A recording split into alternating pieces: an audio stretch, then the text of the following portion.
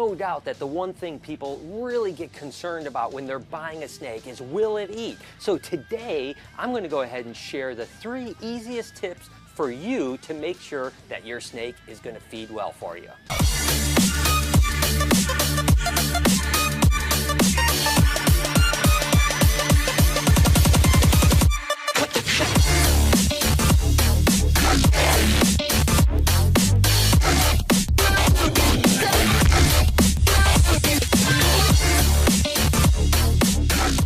So tip number 1 is get to know the snake you're gonna get before you buy it. Like for instance, if you get a really wacky snake like these Calabar burrowing pythons, you can't expect this to eat a frozen rat or a frozen rabbit, obviously. And actually, these are particularly known for liking rat pinkies. And unfortunately, they like live rat pinkies a lot. But sometimes they'll eat frozen. So again, once you get to know that if I want a Calabar burrowing python, I'm gonna need to make sure I have a source for live pinky rats, or maybe frozen pinky rats, but again, it's not going to eat something that you don't know, that is not going to eat, right? Like, or say a Brazilian rainbow. This happens to be a hypo-Brazilian, but you got to remember, as a baby, it's probably going to eat frozen fuzzies, but as adults, it's going to eat frozen rats. That's right, almost big rats. So not only are they known for typically taking frozen, so you don't have to worry about live, but they're also a rat eater. So you have to make sure that you have an availability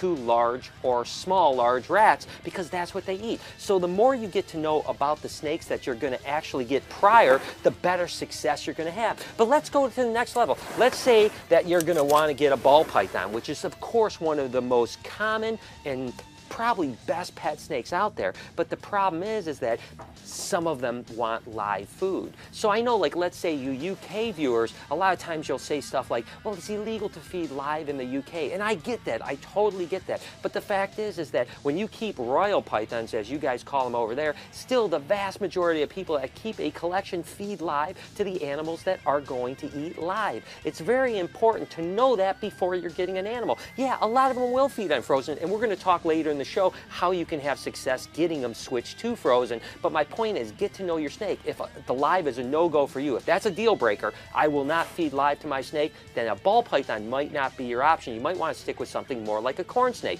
Again, get to know your snake. All right, let's take it to the next level. Let's say that you think that you're ready for a big snake like this albino reticulated python, which, by the way, about a week or 2 ago, I asked you guys over on my vlog channel, and I vlog each day, Monday through Friday, so you can check it out right here or down at the link in the description, but I asked you guys what I should name this girl. I've had her for a few years and she hasn't had a name, and oh, she is so energetic. And I tell you what, you guys dropped about 1,000 names on me. I loved them all, but I decided that I'm going to name her Daisy. I just think she's got a great personality. She's yellow. She's absolutely beautiful. So what do you guys think? Is Daisy a good name for her? I sure think so. Regardless, when you're ready for a big snake like this, you have to take into account of what they're going to eat when they're bigger. And Daisy and all my big snakes eat frozen rabbits. So again, you have to be prepared. You can't say, oh, well, I'm just going to feed it rats, because you'll probably have to feed something like Daisy maybe 10 or 15 rats a week, which is going to cost you about $100 a week. Are you prepared to spend $100 or maybe feed a frozen rabbit? Again, we only feed frozen, but still, again, is it a deal breaker for you?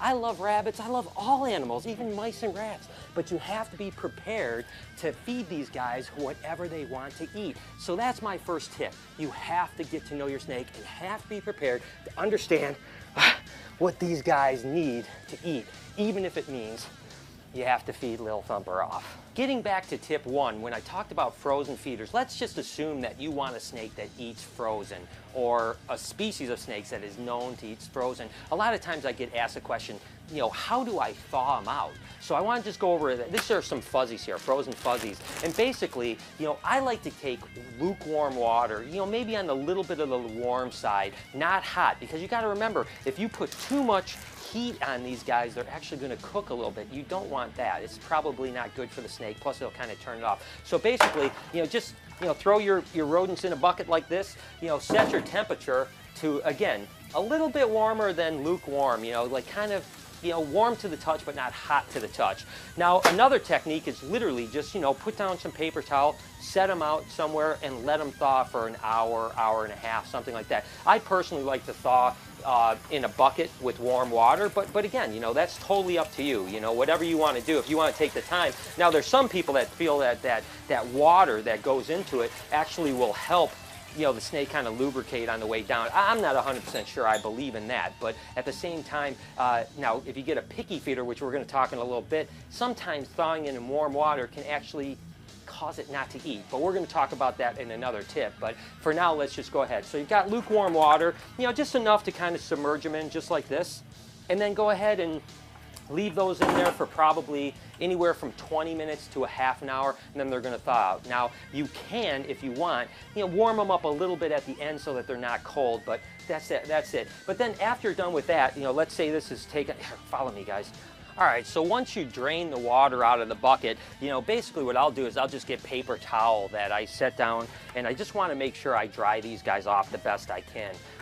And basically it's for a couple things. Number one, you know, snakes will usually, you know, have a tendency more to go after something that is a little bit more dry. And the other thing is like if you're feeding on bedding, which I want to show you right now, and I want to talk about the bedding issue, because every now and then we'll feed something and some bedding will get attached to a frozen rodent and people kind of freak out about it. So let me talk about that, but let's go feed right now. So again, we keep our colubrids on this aspen shavings, which is a wood type of shavings that's really good. So let's say when I'm going to feed this guy here, come on, little buddy. Oh, see that?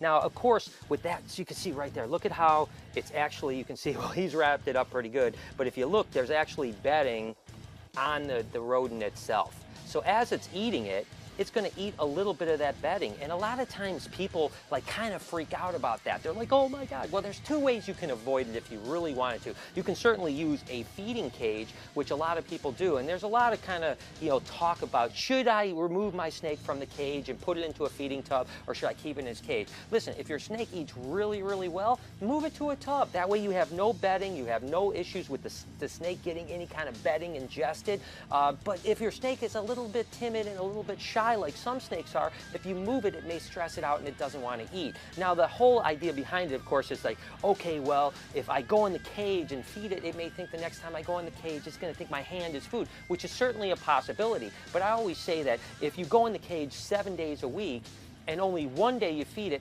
probably not going to condition that animal to think that every time you go in there, there's going to be food. But I get the argument, and I understand it. Whatever you guys want to do. The other thing you can do is by drying them off really good, you have a less chance of that getting stuck, that bedding getting stuck, as well as some people will even use like paper plates, you know, little throwaway paper plates, and they'll set it down, and that's where they'll put the rodent. That way there's no bedding on it. But with all that said, guys, snakes in the wild eat dirt, they eat sticks, they eat branches, they eat weeds, they eat everything. You know, they're not killing a rodent and then going, oh, I gotta clean it up before I eat. So really, a little bit of bedding is not gonna hurt the animal. I've never had a snake get impacted from bedding. Certainly if it was an extreme example, maybe it could, but I've never had it happen. So regardless, you can see feeding right on the bedding like this is completely fine. And this guy is just crushing it right now. But you can see, look at the little bit of bedding on there. It's gonna eat a handful of chips. And you know what? It's gonna pass those chips and it's not going to be an issue. Tip number 2 is try everything. I mean everything you can think of within reason, of course. This goes a little bit back to knowing your snake. Now, take for instance hognose snake, like this pastel pink albino hognose. They're kind of known for being a little bit picky when they're young. Now, westerns usually transfer over to rodents really easy, whereas easterns are typically toad eaters. Now, some will transfer over to rodents, but my point is, get to know what your snake might want, and then try everything under the sun. You know, when someone calls me or emails me and says, my snake won't eat, the first question I ask is, what have you tried? And if you tell me that you've tried frozen mice, then it's really not on the snake, it's on you as a keeper. You know, you have to try everything. A frozen mouse isn't everything, right? So the point is that, you know, you may need frozen mice, you may try frozen rats, you may try frozen African soft birds, you may try all kinds of different things, and then you can transfer to the next thing. Listen, unless you've tried all your options, really your snake isn't the non-feeder, it's your problem as a keeper. Snakes that are captive born and healthy always want to eat. You just have to figure out what they do want to eat. And they, you know, something like a hognose, we have tremendous amount of success when they don't eat frozen. We try live. If they don't eat live, we'll try tuna scent. That's right, we get little tuna and we just dip a pinky in the tuna and we put it in the cage, and that works a lot of times. Now, it's not a foolproof. My point is, try everything. Another example that a lot of people have success with, especially with things like carpet pythons and more arboreal snakes, is they'll actually take chicken broth, like the broth of a chicken, and just dip that rodent in that chicken because you want to give it that bird scent. You can try with hogs, you can try toad scents, you can try lizard scents with things like corn snakes. My point is, try everything. Another example of an unusual snake would be these rhino rat snakes. Typically, as babies, they really want to eat fish, and then they eventually switch over to pinkies. But we have tremendous amount of success with feeding them little tiny fish as babies. If we didn't try that, then they probably wouldn't eat and they wouldn't thrive, and we wouldn't be able to get them onto rodents, and they would eventually perish, which is something we don't want to do. Now, let me just back up for 1 second. When I said that you have to try everything, I'm just assuming one thing, which is the fact that you have the proper temperature, you have the proper humidity, the proper caging, the least amount of stress as possible, right? So if it's a ball python or other snake, it needs a hide box. If it's maybe a Brazilian rainbow, it needs a moist box. So these things work. Now, another trick that we really have huge success with baby snakes, so let's say you're buying a baby snake and it just won't eat. You've tried, let's say a corn snake. Let's just say as an example a corn snake. Let's go look at a baby corn snake and I'll tell you what I mean. Come follow me for a second here. So let's say that you have a little baby corn snake like this guy here, right? Little tiny baby corn snake. Now, these guys are really notorious for eating frozen pinkies, no problem. But every now and then, they get a little bit finicky. And so what we'll try is we'll try frozen, then we'll try live pinkies, then we'll try lizard scenting pinkies, and sometimes even tuna. So we'll try all of those scents. But if that doesn't work, we'll just take a little bit of a deli cup, which let me find a deli cup for you guys here. Come follow me, guys.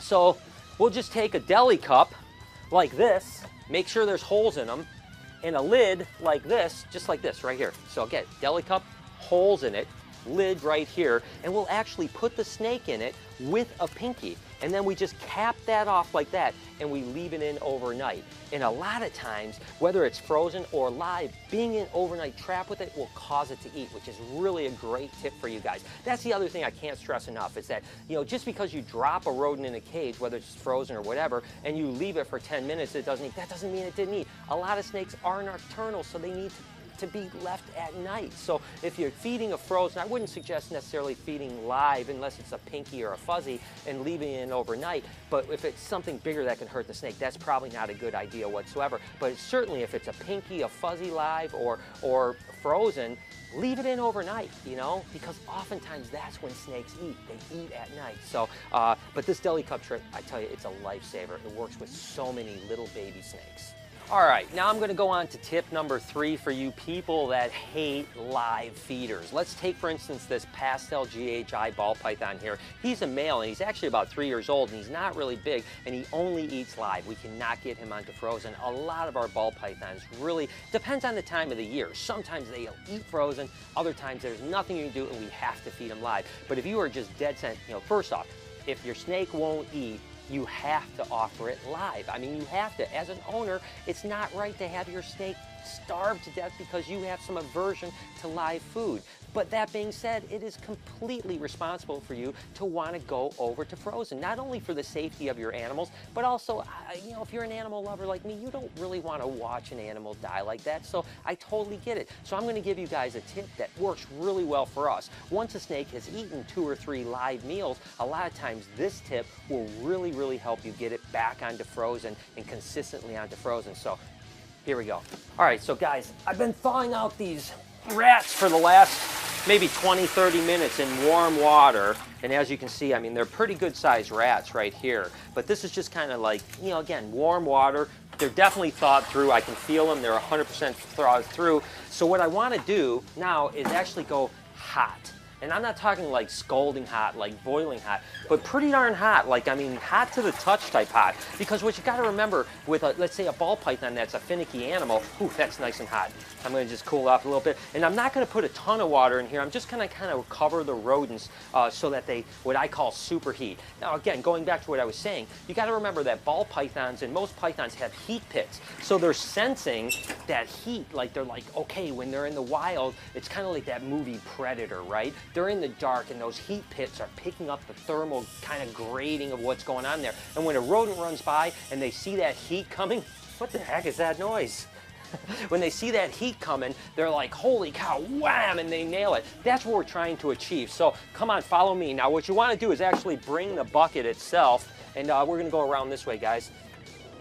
Bring the bucket itself to the snake, because you don't want to, you know, thaw these out and get them dry and then have them cool off. The idea is to superheat that rodent, so that way when you offer it to a ball python, it is immediately just really picking up on those heat sensor pits, like, holy cow, I need to feed on this, and just bam, they're gonna go for it. So I wanna actually bring it out to the cages out here. I'm gonna grab some paper towel real quick, because that's the next thing is, again, you're trying to simulate as best as you can what it's like to eat an actual rodent that comes, you know, out in the bush, so to speak. Because again, these are live rodent eaters. We know that these guys eat live, so we now have to try to trick them into feeding frozen.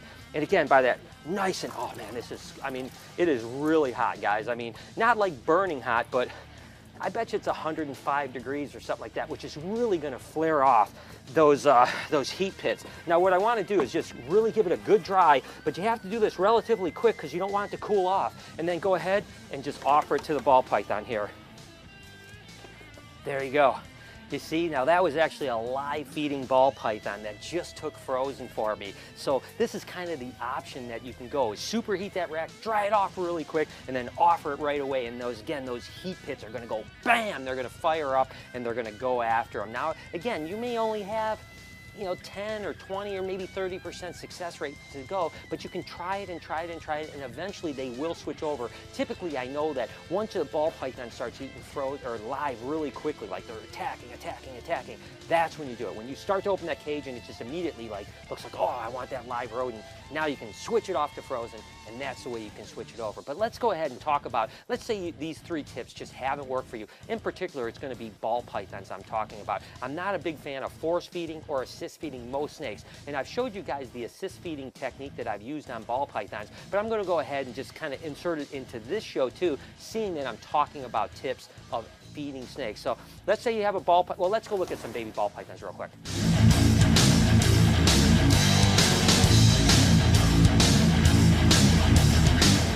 All right, so what I've said in the past is that if you're gonna assist feed a ball python, there's a couple things. Number one, I'm not a big fan, I don't wanna encourage you guys like, oh, my snake hasn't eaten in 10 days, I'm gonna assist feed it. That's not what assist feeding is about. Assist feeding is about an animal that will not eat for you. Now, keep in mind, ball pythons can go months, even I've had them go 14 months, over a year long without eating, as long as they're healthy. So once they've eaten for 6 months, 8 months, a year, 2 years, whatever the case may be, and then they go off of food, you don't assist feed them, okay?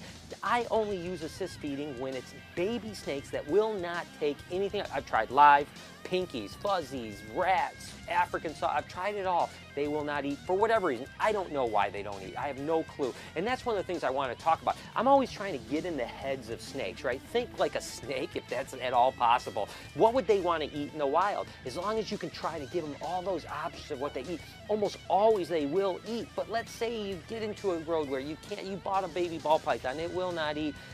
Again, I'd rather you have someone that knows what they're doing actually do this, but let's just get to the point, okay? Which is, I'm gonna assist feed. This happens to be a little Enchi ball python that hasn't eaten. And basically, what I'm gonna do is I'm not gonna take that one. I'm gonna take this little fuzzy here, and I want it to be about 1.5, maybe 2 times the size of its head. You can kind of see right here. So I want to just really gently open its mouth with the pinky or the fuzzy itself. Just hold it very, very gently, supporting it. And I'm just gonna kind of wedge it in its mouth, just like this. It's gonna open up. Now, I'm just gonna push it very gently down, not a lot at all, just to where that head is a little bit down its gullet. And then I'm gonna squeeze just slightly so that its teeth get hooked. And then I'm gonna let go like this, right? Now it's kind of stabilized itself. and I'm going to just set it in its cage, and I'm going to walk away. See, it just dropped it right now. Do you see it just dropped it? If that happens, you just got to do the process again. Sometimes snakes can be a little bit stubborn, so I'm just going to, again, put it in its mouth, just like I did before. I'm going to get it down its gullet just a little bit, just so that it knows that it can't come up. I'm going to try to hook its teeth a little bit. I'm going to let it go, and I'm going to set it down again. And then I'm just going to wait. Now this is what I'll do. At first I'll do that 2 or 3 times, where I do that over maybe every 4 or 5 days, once a week, whatever the case may be. Then eventually I'm going to take a small mouse like this and I'm going to choo-choo train it. So if it hasn't started eating after 2 or 3 assist feeds, I'm going to want to choo-choo train it. So I do just what I did right there, but then as it's finishing, I just go boop, boop, boop, boop, boop, and I put this in and it eats the second one. Again, I call it training. Now you've got a really big meal in it, and that really usually kicks them in. Usually within 1 or 2 train feedings, they're gonna eat on their own. Plus they're gaining body weight with all of that nutrients and calories that they're taking in. So again, assist feeding is a great option if it's a last ditch effort, but again, I can't stress enough, I prefer you to go to someone that knows how to assist feed than doing it yourself, because you can hurt the animal if you do it wrong. So anyways, we're gonna go ahead and let this one go ahead and eat.